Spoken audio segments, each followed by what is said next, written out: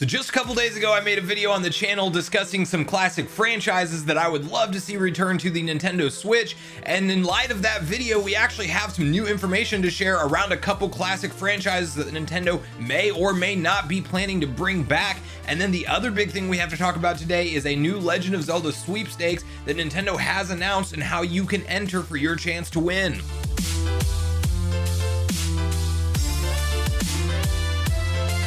What's up, Nation? If it's your first time on the channel, make sure you join Sunbro Nation by subscribing below, hit the like button on this video if you enjoy it today, and make sure you turn on your bell notification icon so you're kept up to date with all the newest gaming news. Now, as I mentioned, guys, the first thing we're talking about today is some classic franchises that I believe fans are ready to see return, and I do think that we will see them sell way better on a platform like the Nintendo Switch. And the first series we want to talk about today is FZero, as I recently made a video discussing some of the classic series that I would love to see return, and FZero was one of those. And it turns out we could have been closer than we realized to actually having a true up next gen sequel to the FZero franchise, as the creator of the series actually said that they pitched an idea for an ultra realistic F-Zero game to Nintendo, and it did seem to be turned down just due to a lack of interest. But I want to quickly read through the article to see kind of the behind the scenes reason on why we didn't get this F-Zero game, and maybe the hopes that we can potentially see it come to fruition in the future. Vidi founder pitched an ultra-realistic F-Zero game, but Nintendo passed on it. Speaking with Game Explain, Vidi founder Giles Goddard revealed the company once pitched an ultra-realistic F-Zero game. In the end, though, Nintendo passed on the idea. Goddard said the following about the pitch.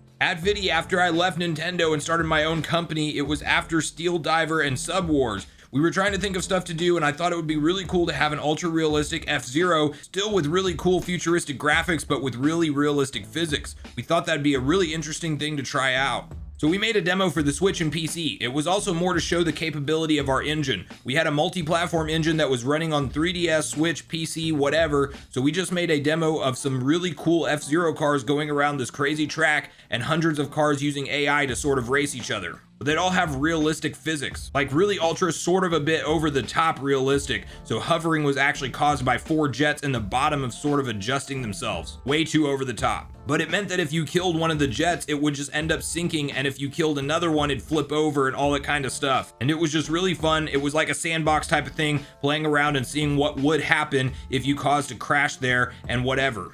Game Explained followed by asking if Nintendo passed on the pitch, to which he confirmed. Regarding how the situation unfolded, Goddard explained, yeah, Nintendo are very wary about using old IP because it's such a huge thing for them to do. It's much easier to go with a new idea and new IP than to reuse an old one.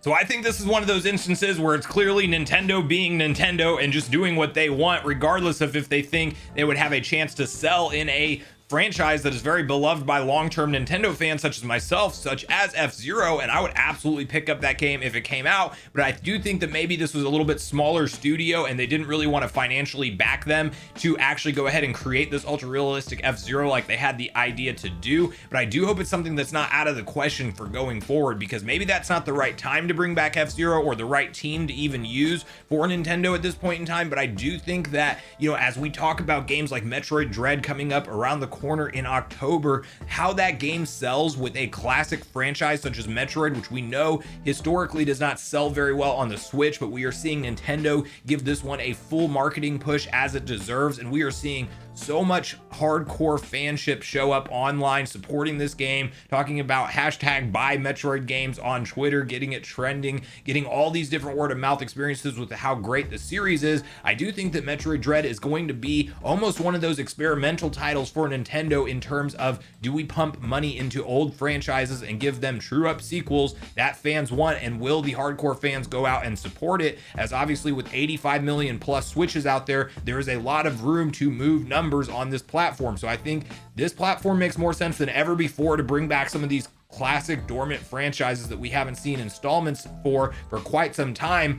And to kind of piggyback off that story, we also had a co-developer of Star Fox go on the interview record actually stating that he wants to create a new Star Fox, but give it more of a back to the basics type of approach, which I think would be fantastic. I personally did actually like Star Fox Adventures, and I would love to see something that's a little bit more AAA focused and maybe a little bit more 3D and exploration, but it sounds like, according to this co-developer's idea, he actually wants to strip it down to the basics of what Star Fox was originally and why it was so fun. And it sounds a lot more like he would probably create something like a N64 Star Fox 64 type of experience, which I am perfectly fine with. That's what made me a fan of the series to begin with, as I did not originally play it on the SNES, but when that Star Fox 64 game dropped at the time, that was like one of the best overall space shooter experiences that I'd had up to that point in time, and I still love it to this day. We did get that game remade on the 3DS, so you could either start off by bringing back Star Fox to the Switch with the 3DS port and maybe just up-resing it and then go from there, or we could just get a new installment altogether. But as you know, obviously Nintendo recently turned down FZero. I want to know from you guys in the comments if you think that maybe Nintendo would give Star Fox an option, as obviously there is interest behind this game from the co-developer. So I'd love to get the conversation started and see if hopefully we can start to slowly see some of these franchises get brought back to life.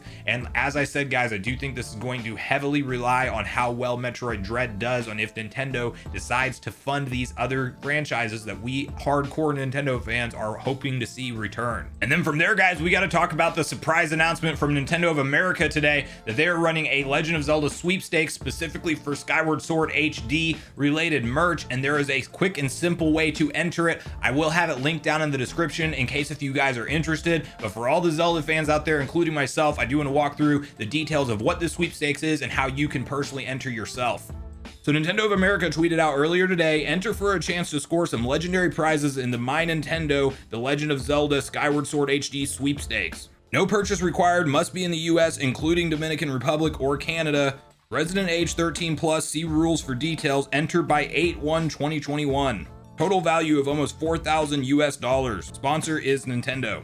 So the cool thing about this sweepstakes is, first and foremost, is that it does not require you to pre-order Skyward Sword HD or to purchase it with Nintendo directly. It is just simply an enter with your My Nintendo ID. Now it does require some platinum tokens, which I had about 100 of at the time. They let you enter up to 3 spots, so that's what I did. So I spent 30 of my platinum tokens tied to my Nintendo ID. I don't really do much with that at all because I primarily buy physical games, so I never go through it. I don't even know if you can register them for those points the same way that you can whenever you just buy a game digitally. So maybe somebody let me know that in the comments down below if it's worth actually registering my games, because I know I used to be able to do that with like GameCube games and stuff, but I really have not kept up with it since then. So anyway, if you hop over to the My Nintendo website and you go look for your tokens, you should be able to find the link to go ahead and sign in and purchase the entries into the sweepstakes. And it does look like there's a number of different prizes. There is a 24/14 acrylic panel art, which looks awesome with the Skyward Sword HD, you know, obviously art style on there and characters from that story.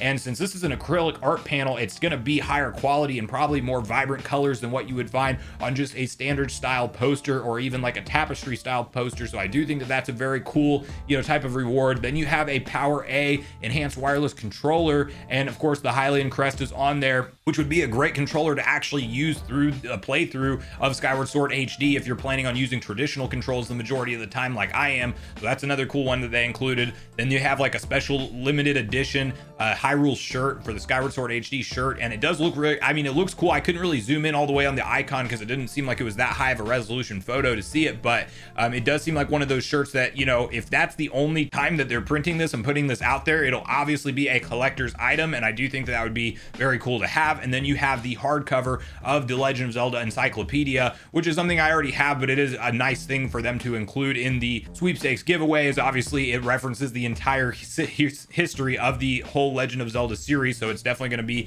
a nice one for fans. And then it looks like finally there is a wallpaper reward where you get like a July calendar or something like that, I guess, probably to count down the days. And I think that that's actually separate from the sweepstakes, so that's something you could actually go in and download now from the looks of it. And I think you just have to redeem 50 platinum points to get that, it looks like. So again, nothing like revolutionary or game changing here, but if you're a fan of Skyward Sword HD and you're hoping to have a chance to, you know, win the sweepstakes, you might as well sign into your My Nintendo account and at least throw your name in the hat. I think it said something like up to 10 winners will be drawn. Obviously they're going to have way more people applying than that, so, you know, chances are you're not going to get picked. I'm probably not going to get picked either, but it's one of those things that you might as well throw your hat in the ring and see what happens. And then it is really cool to see Nintendo's PR continue to push Skyward Sword HD, as I do believe that even though this is the most controversial 3D Zelda game, that with the install base that, you know, Breath of the Wild created for Zelda players on the Switch, I think that this is going to be one of those games that gets a much better reputation this time around. And we will, you know, obviously see that as soon as July 16th when it releases. But this is one of those Zelda games that I think got very heavily criticized because of the motion only controls, and that came from myself included. So I'm really excited to re-experience this game and have the option for button type controls, and that I think that's going to make the difference in how people view Skyward Sword HD as a whole. But at this point in the video, guys, I want to know all your thoughts on everything we talked about today. Are you hopeful that we will still see an FZero at some point in the future, or maybe we're right around the corner from a Star Fox game being in development? So make sure you share your thoughts on that in the comments down below, and then also let me know if you're going to be planning on entering the sweepstakes and if you are planning on getting Skyward Sword HD on day one like I am. Thanks so much for watching the video today, everyone. I do truly appreciate you all sticking around until the end. I do at this point in the video want to invite you all one more time to join Sunbro Nation if you haven't done so already. Do so by subscribing below, hit the like button on your way out on this video if you enjoyed it today, and make sure you turn on your bell notification icon so you're kept up to date with all the newest gaming news. That's going to do it for me, guys. I hope you all have a great day. Sunbro Nation, out.